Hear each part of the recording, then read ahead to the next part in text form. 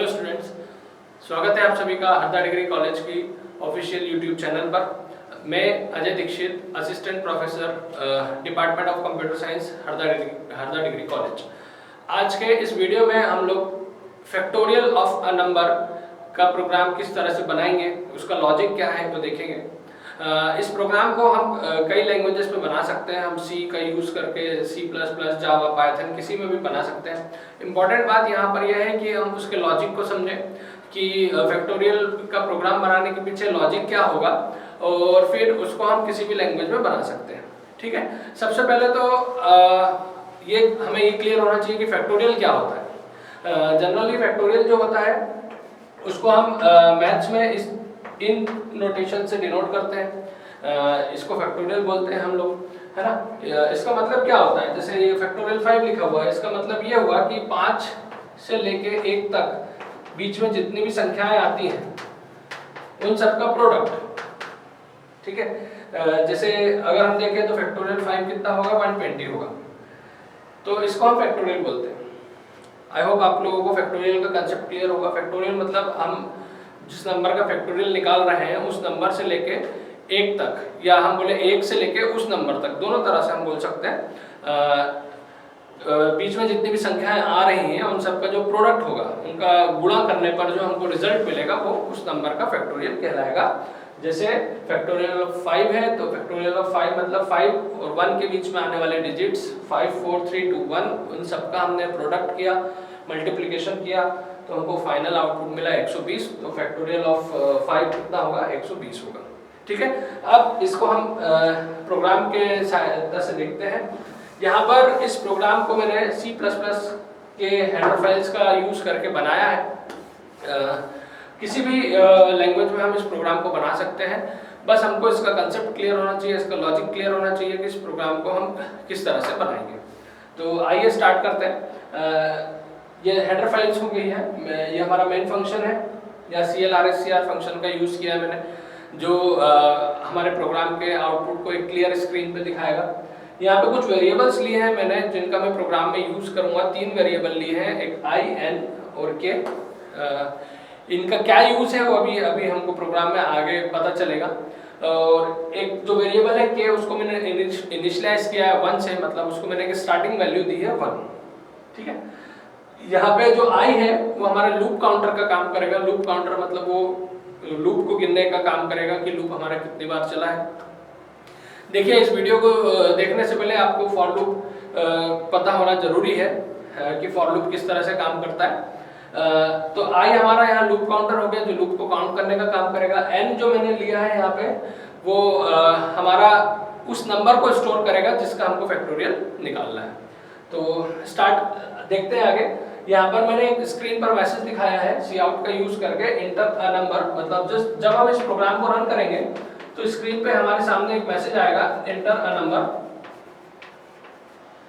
अब हम क्या कर रहे हैं, यूजर से कीबोर्ड से एक वैल्यू इनपुट करा रहे हैं और Cin से उस वैल्यू को हम रीड करेंगे और वैल्यू को हम n के अंदर स्टोर करेंगे। इसका मतलब स्क्रीन पर यूजर को जैसे ही ये मैसेज दिखेगा, एंटर अ नंबर, वो एक नंबर देगा और वो नंबर को हम n के अंदर स्टोर करा लेंगे। सपोज करिए उसने दिया 4, हमने यूजर से लिया 4, तो n के अंदर कितना स्टोर हो जाएगा, 4 स्टोर हो जाएगा।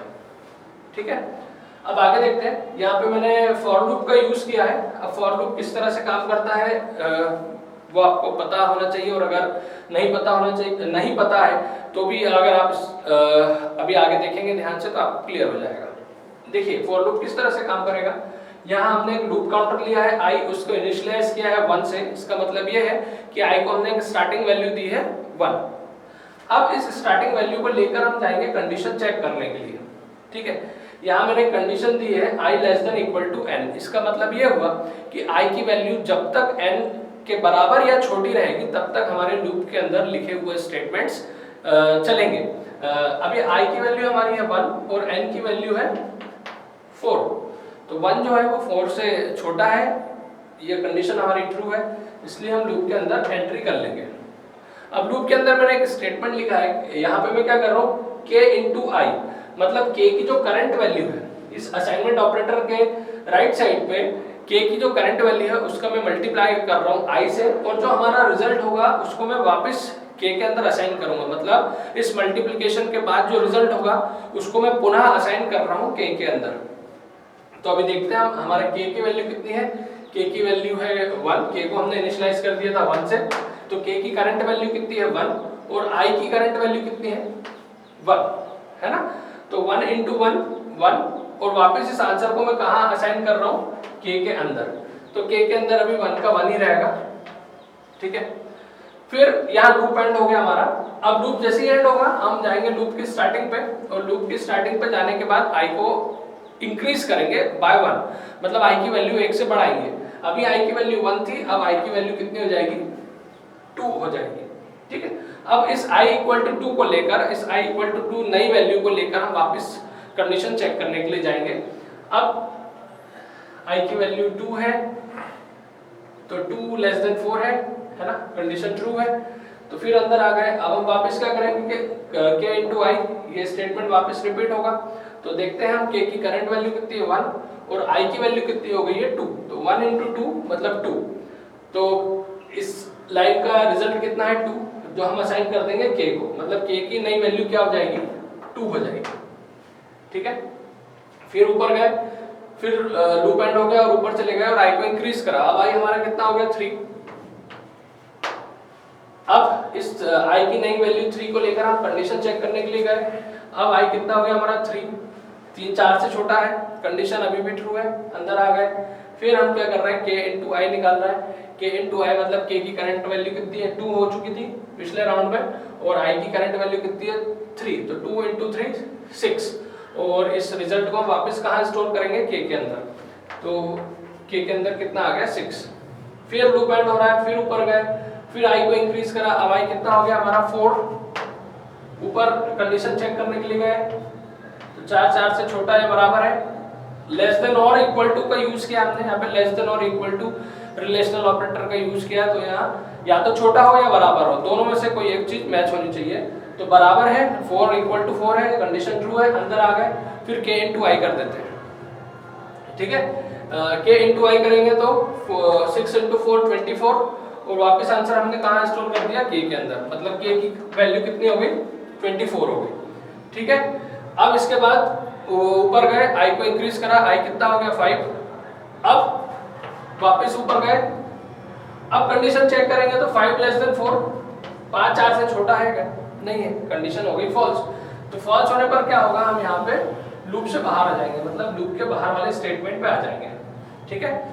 और फिर फाइनली हम क्या करेंगे, हम एक रिजल्ट प्रिंट कर देंगे, है ना। जैसे यहाँ पर हमने 4 लिया था, अब देखिए रिजल्ट क्या प्रिंट होगा, आउटपुट में हमारा फैक्टोरियल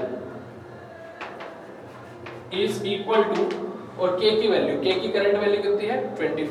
तो इस तरह से हमको फैक्टोरियल का फैक्टोरियल मिल जाएगा 24।